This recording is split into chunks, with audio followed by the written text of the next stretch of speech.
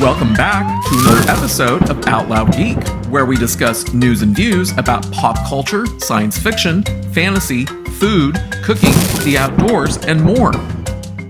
It's time, once again, for another depressing dose of dismal Disney.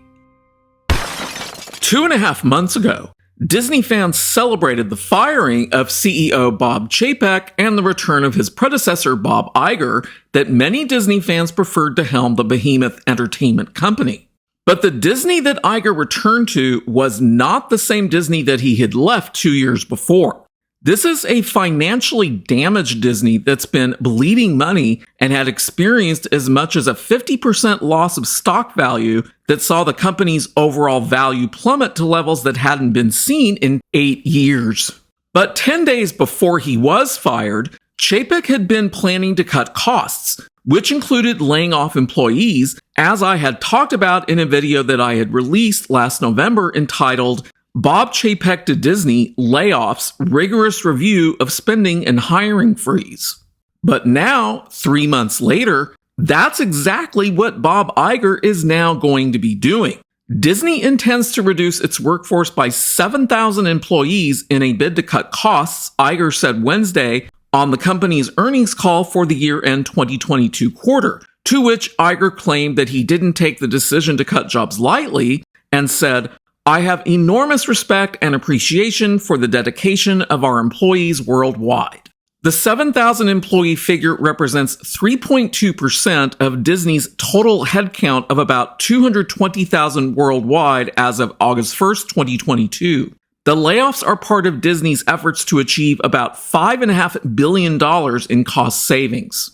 Of that, $2.5 billion represents non-content costs, which includes labor costs, and $1 billion of those targeted cost reductions are already underway, Iger said, of which about 50% represents marketing spending, 30% represents labor costs, and 20% represents technology, procurement, and other expenses. But here's the interesting part. Disney is aiming for an annualized reduction of $3 billion in non-sports content costs, expected to be realized over the next several years, Disney CFO Christine McCarthy told analysts. But what is non-sports content? It's all of Disney's movies and TV shows. And where do a lot of these TV shows go? Disney Plus. And how well is Disney Plus doing these days? In the fiscal fourth quarter of 2022, Disney's streaming division reported a loss of $1.47 billion. That's a lot of money, and it's one of the contributing factors that led to the ouster of Bob Chapek in November. But the only way you can get more people to subscribe is with content that will attract people who want to watch it. As of December, the most popular shows on Disney Plus, according to Deadline, were as follows: The Simpsons, which is a syndicated show, The Mandalorian, which hasn't had any new episodes since December 2020, and its long-awaited third season doesn't premiere until March 1st, The Owl House, which is a highly rated Disney Plus animated series, the Star Wars series Andor, which is also highly rated, Gravity Falls, which is another syndicated show of which there are only 40 episodes that originally ran from 2012 to 2016, Miraculous, Tales of Ladybug and Cat Noir, Bluey, The Orville, Amphibia, and rounding out the top 10, America's Funniest Home Videos. But according to Nielsen ratings, if we go back and look at the overall top-rated streamed TV shows and movies for 2022 from all streaming platforms, only The Simpsons and Bluey from Disney Plus show up on the list of the top 15 overall streamed programs, along with the movie Encanto. But none of Disney Plus's original shows are present in the top 15 streamed originals for 2022, which is dominated by shows from Netflix and 2 from Amazon Prime. Where Disney Plus has the most streaming providers beat is with movies, but their numbers of viewed minutes are pale when compared to everything else with the exception of Encanto. If Disney wants more people to subscribe to Disney Plus, then they need to fund more original programs for the service. But Bob Iger is slashing $3 billion from the budgets for new TV shows and movies, which tends to imply that he's not as interested in supporting Disney Plus moving forward. From Bloomberg we read, The hard work is ahead, but substantive and specific cost savings suggest a sense of urgency to maximizing long-term returns, Benjamin Swinburne, an analyst with Morgan Stanley, said in a note. To generate additional sales, Disney will make greater use of legacy distribution opportunities, which means not Disney Plus. In fact, Iger is going to license more titles to competitors, confirming an earlier report that Disney was considering the initiative after years of seeking to keep its titles exclusively on Disney Plus and Hulu. Essentially, this is an admission from Disney that Disney Plus is a failure, because if you can generate more revenue for your own content by licensing it to a competitor streaming service over your own, then your own service is a flop. That doesn't mean, however, that The Mandalorian will show up on Netflix, but older TV shows might. And here's another kicker. Disney's in-house studios are going to produce more content for third-party services. In other words, Iger is going to starve Disney Plus. There won't be that much new content on Disney Plus in the near future. Iger is also intending to put movies in movie theaters and sell copies online, which will likely mean an end to the recent practice of releasing major titles on streaming services first, which again means starving Disney Plus for new content. Iger's new strategy is not just a repudiation of his predecessor Bob Chapek, but of his own approach. During his previous stint as CEO, Iger led the charge of media companies that increased spending and sacrificed traditional revenue to build up its streaming service.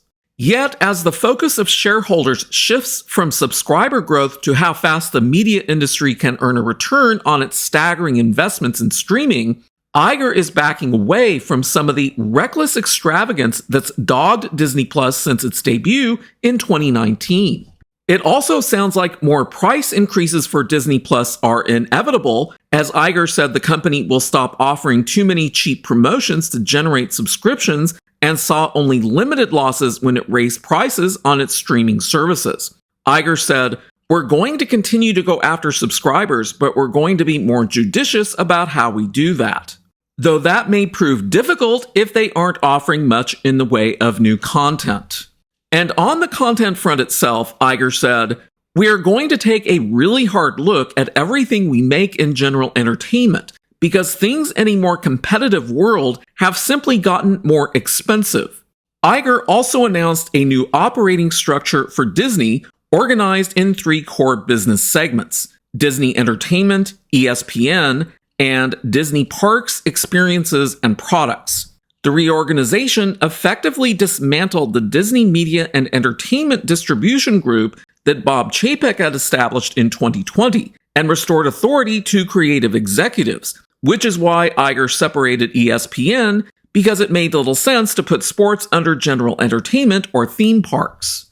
For the December 2022 quarter, while Disney beat Wall Street estimates on the top and bottom lines, Disney Plus registered its first ever decline in subscribers, shedding 2.4 million, driven by losses at Disney Plus Hotstar, the version of the service available in India and parts of Southeast Asia. Part of what has driven Iger to make some of the decisions announced during the investors' call was to gain support from activist shareholder Nelson Peltz and to get him to back down on his demand to join Disney's board. Peltz's campaign had threatened to derail Iger's return as CEO, as his hedge fund, Trion Partners, had bought close to $1 billion of Disney stock and opposed Iger's reappointment. But after Disney refused to give Peltz a board seat, Trion began to openly criticize the company's performance, its cost discipline, and the decision to not reinstate its shareholder dividend. During the call with investment analysts on Wednesday, Iger addressed most of Peltz's concerns, which included the $5.5 billion reduction in spending, the restructuring, reduced losses in streaming, and a promise to restore dividends by year-end. In a statement on Thursday, Trion ended its campaign to nominate Peltz to the board and applauded Iger's measures, declaring them a win for all shareholders. Iger's cuts on spending for TV shows and films, which Iger described as extraordinarily expensive, have frightened an already restive creative community in Hollywood, which has watched one company after another rein in on spending. and they are on a larger scale than the cuts that David Zaslav has made at Warner Brothers Discovery. While several agents describe this as the hardest time to sell a project in at least a decade, Wall Street is apparently thrilled with what Iger is doing. Thanks for watching today, and a huge thanks to everyone who has subscribed to our channel. We appreciate your support. If you enjoyed this video, please press the like button, and please feel free to share a comment. If you'd like to see more of our videos in the future and help support this channel, please press the red subscribe button, and please press the bell to receive notifications for new content. You can also find us on Facebook and Twitter by clicking on the links in the description. Until next time, this is Out Loud Geek.